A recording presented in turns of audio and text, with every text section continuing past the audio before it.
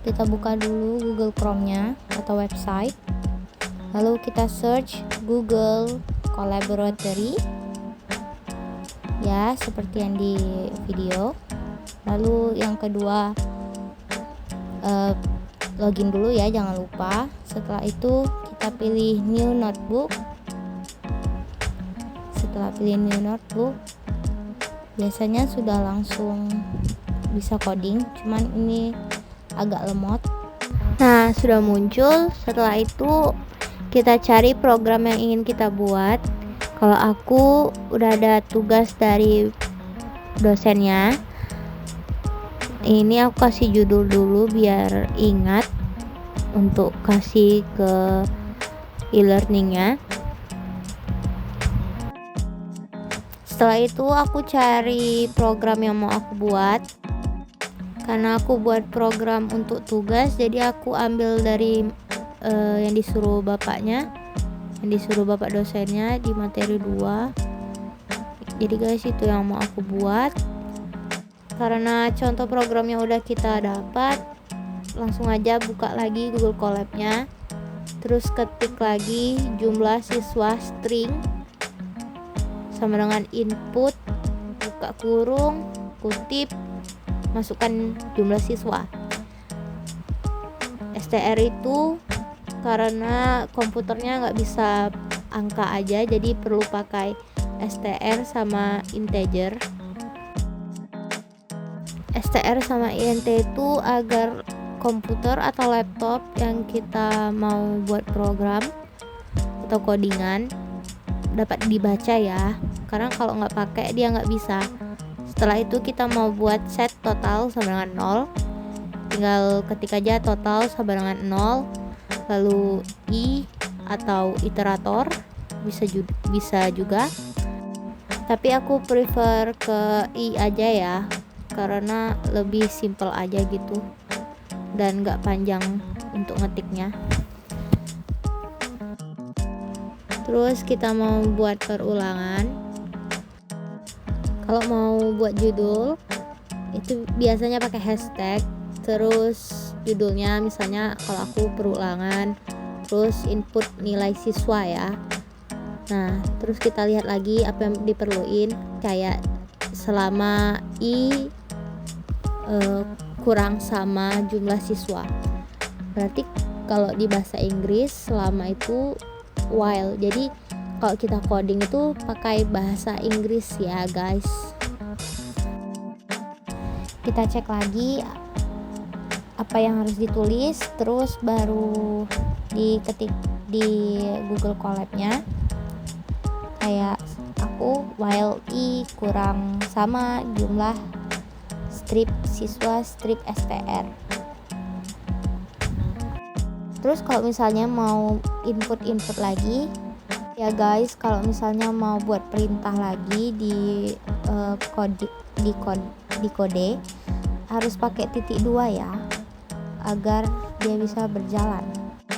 Kalau aku ya, karena aku masih baru coba coding, jadi aku nyoba kayak di atas, kayak di jumlah siswa STR itu, tapi jumlah siswanya diganti jadi nilai siswa. Atau enggak, kalian bisa juga copy langsung dari jumlah siswa STR yang di awal ke bawah ke perintah while, langsung aja di copy terus paste, terus ganti jumlah siswanya jadi nilai siswa STR, nilai siswa INT, jumlah siswa, nilai siswa STR gitu. Yang ngebuat beda di perbedaan jumlah siswa INT STR input awal dengan nilai siswa STR input kedua itu ditambahkan dengan STR nilai siswa strip INT. Tapi itu sebenarnya salah ya guys, seharusnya pakai STR i aja terus ditambah kutip titik 2. Sorry, common error. Terus di bawahnya sama aja kayak di jumlah siswa INT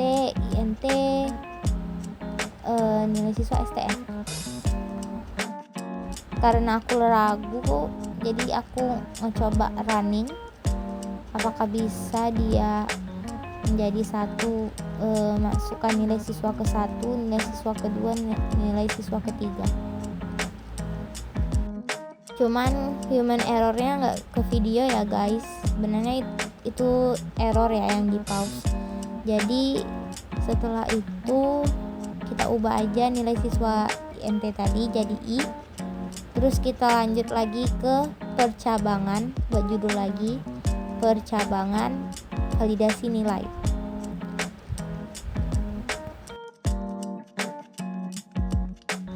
Kalau percabangan udah beda ya guys, dia nggak pakai while lagi, udah beda kode lagi, kayak if else then kayak gitu guys kalau percabangan.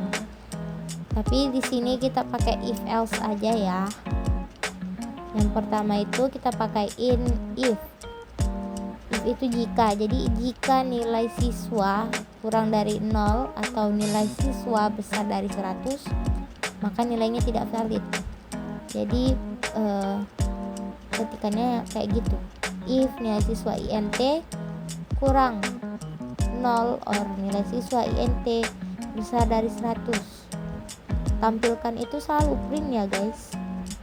Kalau mau menampilkan sesuatu itu pakai print. Jadi print nilai tidak valid. Bisa juga sih dengan input, tapi kalau input itu memasukkan nilai, kalau print itu cuma menampilkan aja. Terus katanya kan di contoh program aku tadi itu ada lanjutkan kan, jadi ditambahin continue, sudah itu else. Nah, if dengan else nya ini harus sejajar ya agar dia bisa kerja. Terus di else nya itu pakai titik 2 agar perintahnya dapat bekerja. Nah, kalau nggak salah di program aku tadi ada total sama dengan total ditambah nilai, terus i ditambah sama dengan i tambah 1 kayak gitu.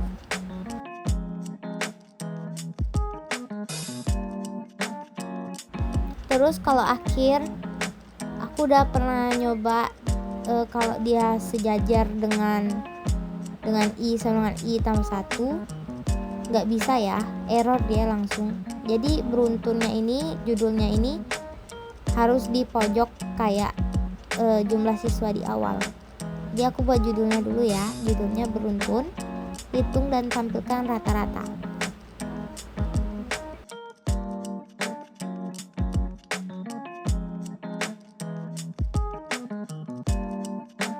Jadi yang terakhir ini mau menampilkan rata-rata dari jumlah siswa yang udah aku masukkan jumlah siswanya, terus sama nilainya juga.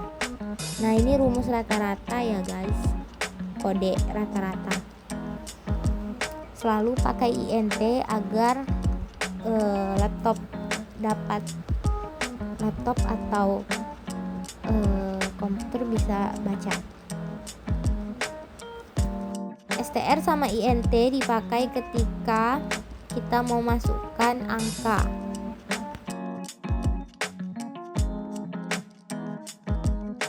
Ini aku udah selesai ngebuat programnya, tinggal mau coba running.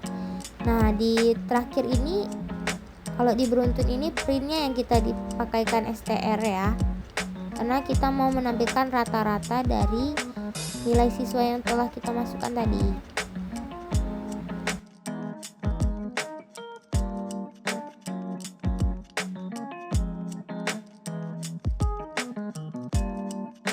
Nah, kita bisa menginput data nih guys. Kita masukkan jumlah siswanya.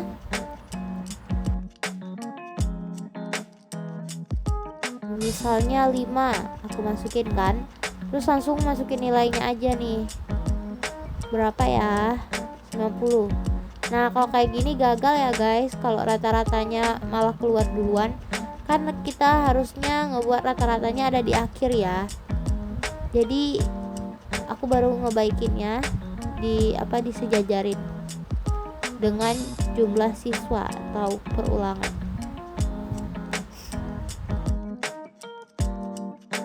Nah, setelah itu aku coba running lagi. Sudah itu masukin jumlah siswanya, terserah kita mau berapa, ada 5 tuh. Terus jumlah siswa ke-1, ke-2, ke-3, ke-4, dan lalu ke-5. Setelah kita masukkan semua nilainya, dan program kita akan mengeluarkan rata-rata nilai dari 5 siswa di atas. Mungkin itu saja yang akan saya sampaikan pada hari ini. Semoga bermanfaat.